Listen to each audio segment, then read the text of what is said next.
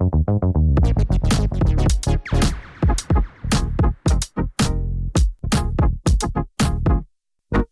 everyone, welcome to Smart Interviews. Today we are going to solve one more problem on trees from LeetCode. You can find the problem link in the description. Go ahead, click on the link so that we can solve the problem together. Also, I highly recommend you to pause the video here and come up with a solution on your own. Okay, let's move forward and understand the problem statement first. In the problem statement, you are given a binary tree like this. Let's say this is the root of our binary tree. It is given that you will have to generate root to leaf paths of this tree and you will have to return them in a list. The list is a list of strings, so each root to leaf path is going to be a string. Root to leaf path is nothing but a path which is starting from the root and ending at any of the leaf nodes in this tree. Now, what is a leaf node? Leaf node in a tree is a node which has no children. For example, these nodes here does not have any left child or right child. So these nodes are called as leaf nodes. Now from the root, the path 1, 2, 4, 8 and 12. So this is a path from the root to the leaf node 12. 1, 2, 5 and 9 is the path from root to the leaf node 9. 1, 2, 5 and 10 is from 1 to 10. In the same way, 1, 3, 6, 1, 7, 11, 14. So these are the root to leaf paths in this tree. Now you will have to generate them, store them in a list and return the list. Okay. So how do we do this? Obviously, we'll start with the root itself. First thing is, to store a path in the list, you will have to generate the path. Given that your paths are strings, so let's say initially we have an empty string. When we are at the root, what we can do is we can simply concatenate the value at the root to the empty string so that our current path becomes 1, and it's also given that your path will contain the arrow mark after each and every node. So we'll concatenate 1 and this arrow mark to the string.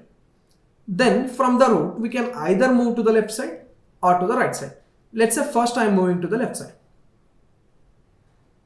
Okay. Now, when I am moving to the left side, I will be at this node. Now I will have to concatenate this 2 to the path. So I also require path. So I also pass this 1 and arrow or the current path to the left side. Now when I am at this node, I'll concatenate the value and then I'll start going to the left again. Then I'll concatenate this. I'll go to the left again, but there is no left. So what I'll do, instead of left, I'll go to the right side. Now the path becomes 1, 2, 4, 8. Then I'll go to the left again. The path becomes 1, 2, 4, 8 and 12. Now if you observe, this is the leaf node and you have generated one root to leaf path successfully. If you have generated root to leaf path, you will have to add it to the list. After adding it to the list, we'll go back.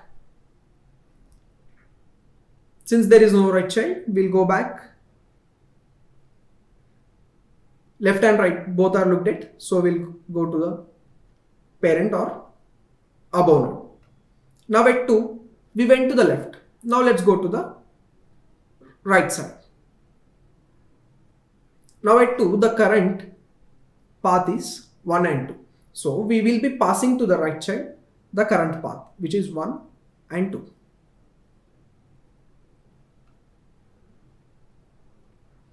Now when we concatenate the value at this node, the path becomes 1, 2, 5. From here, let's say we are going to the left side. Now this becomes 1, 2, 5, 9.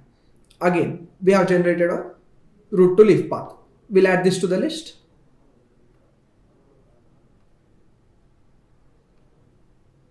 We go back. Since we went to the left already, we'll go to the right. Now the path becomes 1, 2, 5, 10. There is no left of 10, so we go to the right.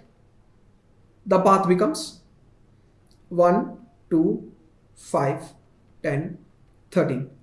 So this is one more root to leaf path. We store it in the list. In the same way, we'll generate the remaining paths. So in this way, we are going to generate the paths. This is the approach to generate all the root to leaf paths. Okay, let's go ahead and let's write the code for this. Let's move forward and write the code for it. Okay, now we'll have to generate the paths from root to leaves. Let's say we have this function paths. Now for this function, I'm going to pass my root. Along with the root, I'll take a vector of string to store all the root to leaf paths. Let's say list. I'll pass this list. Then along with this, I'll pass an empty string. Okay.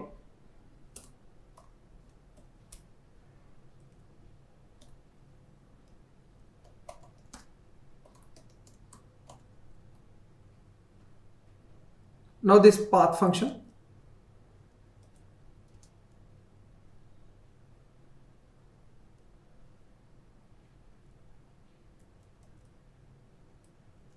takes these arguments .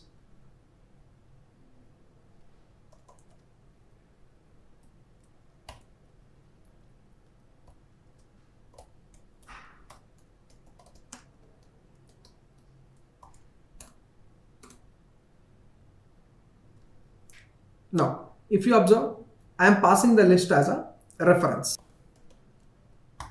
We'll concatenate the current node's value to the path. So I am going to use toString function, C++ function toString, to convert the value of the current node to a string.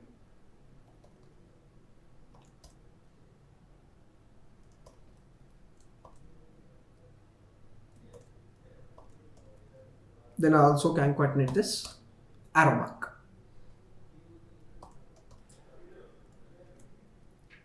Then I'll make a function call to the left subtree and the right subtree. I'll pass root of left and the list and the path. In the same way, I'll also make a function call to the right. Okay. Now, when do we add this path to the list? Whenever we find a leaf node.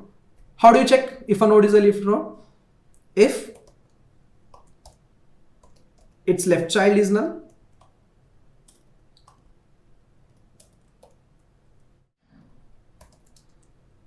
and its right child is null.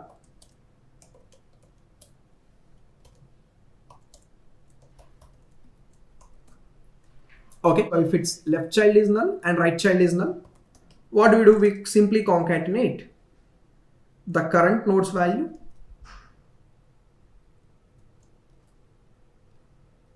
but without the arrow mark. We don't need the arrow mark if it's a leaf node. Okay.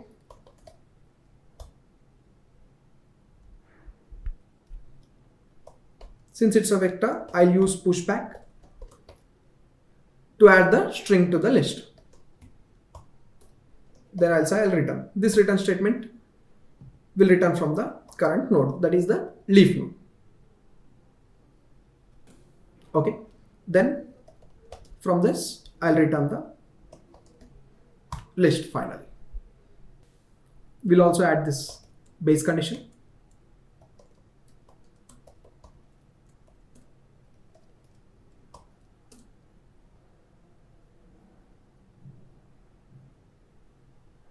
Okay, let's submit.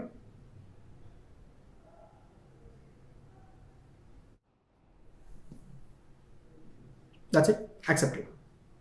Okay guys, see you in the next video. Thank you for watching. Please like, share and subscribe for more such content.